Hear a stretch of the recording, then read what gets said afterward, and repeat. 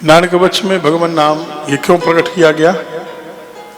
क्योंकि देवों को दूसरे गुरु को स्वीकार करना पड़ा। देवगुरु बृहस्पति जी, बृहस्पति जी का अपमान देवों ने कर दिया, गुरु रूठ गए, छोड़ दिया देवों को,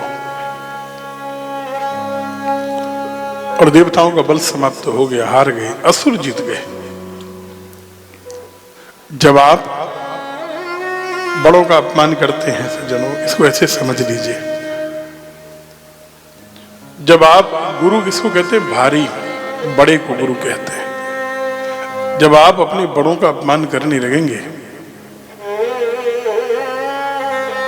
प्रभु जी, जब आप गुरुजनों का अपमान करने लगेंगे, माता पिता का अपमान करने लगेंगे, तो क्या होगा?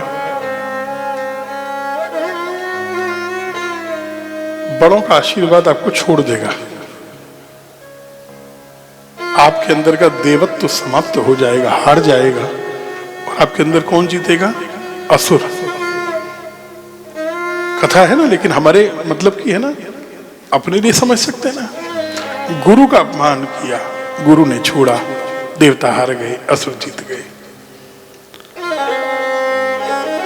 बड़ों से जब हम जुड़े रहते हैं, गलत कर्म करने पर भी अगर हम बड़ों का सम्मान कर रहे हैं तो वापस आने की संभावना है।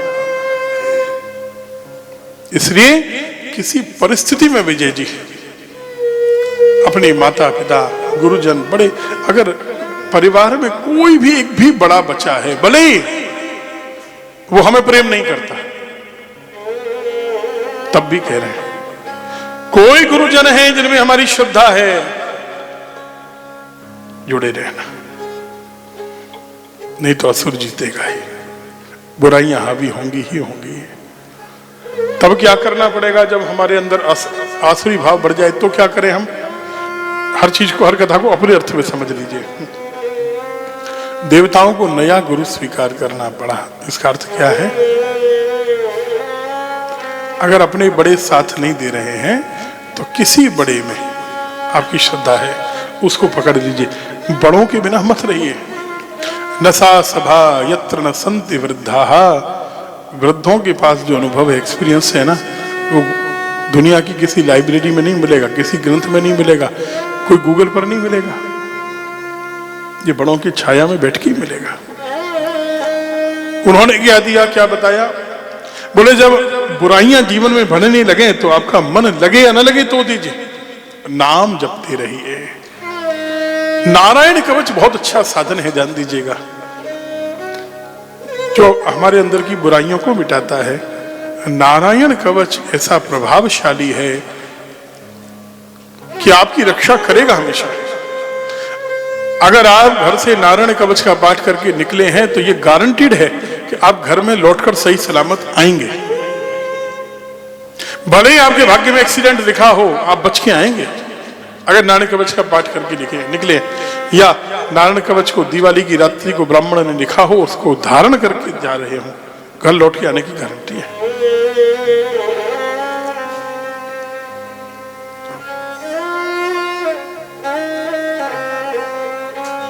जलेषु मां रक्षतुमस्य मूर्धिर् यादो गणेभ्यो वरुणस्य पाशात् स्थलेषु मायावटुवामनोऽव्यात् त्रिविक्रमखेवतु विश्वरूप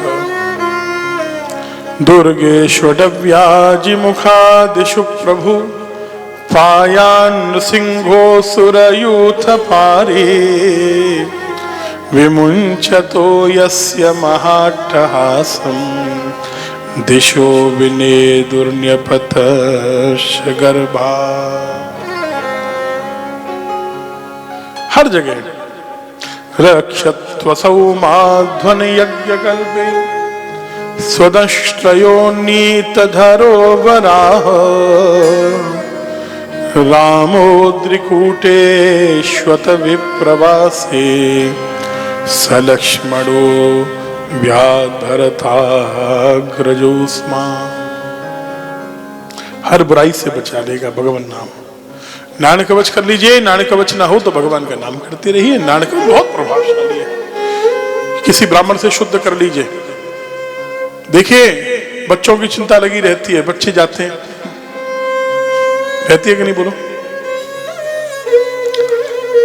शाश्वत कहीं घूमने चला जाए बहू जी को लेके, तो विजय जी और उनकी धर्मपत्नी को चिंता रहेगी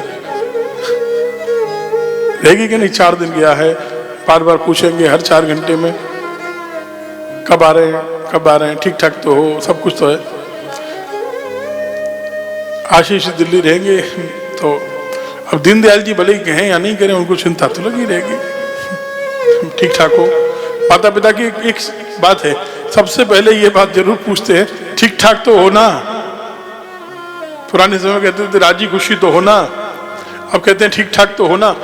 ये शब्द उनका पहला होता है कि नहीं? हमेशा बोलो कभी भी। क्यों शोभा सरिया जी?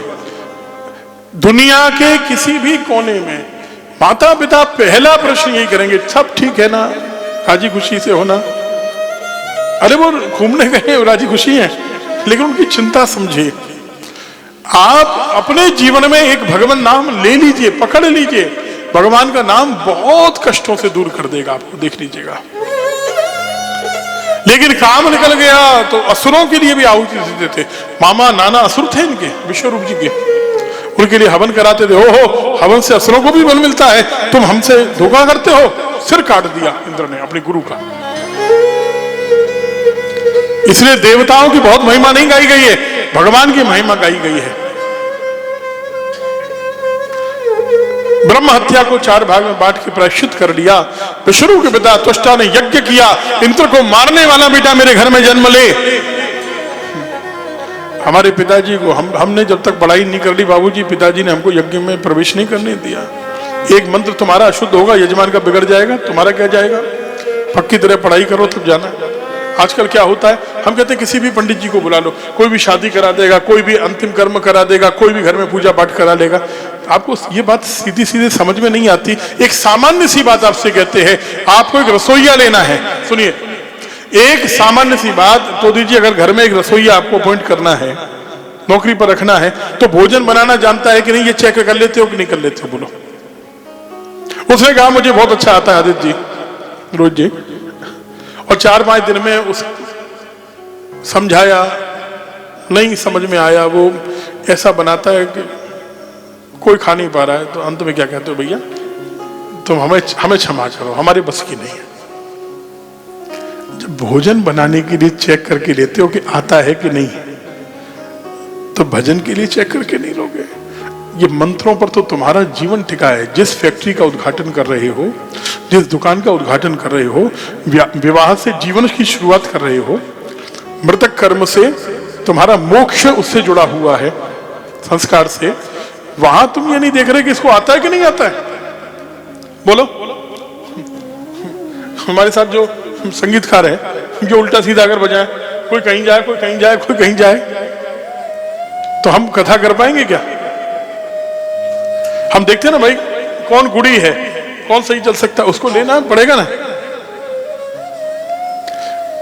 ब्राह्मण हमेशा योग्य रखिए, किसी को भी भोजन हल्का कर लेना, भजन में हल्का मत करना, अशुद्ध मत होने देना अपने घर में। अशुद्ध पाठ आपके जीवन का अनिष्ट कर देता है, ध्यान देना। और महाराज त्वष्टा ने जब यज्ञ किया, एक मंत्र में अशुद्धि हो गई। अशुद्धि होने से क्या हुआ, यज्ञ पूरा हुआ, लेकिन फल बदल गया। इंद्र को मारने वाले की जगह इंद्र से मरने वाले बेटे का जन्म हुआ। लेकिन यज्ञ से प्रकट हुए, इसलिए शक्ति बहुत है।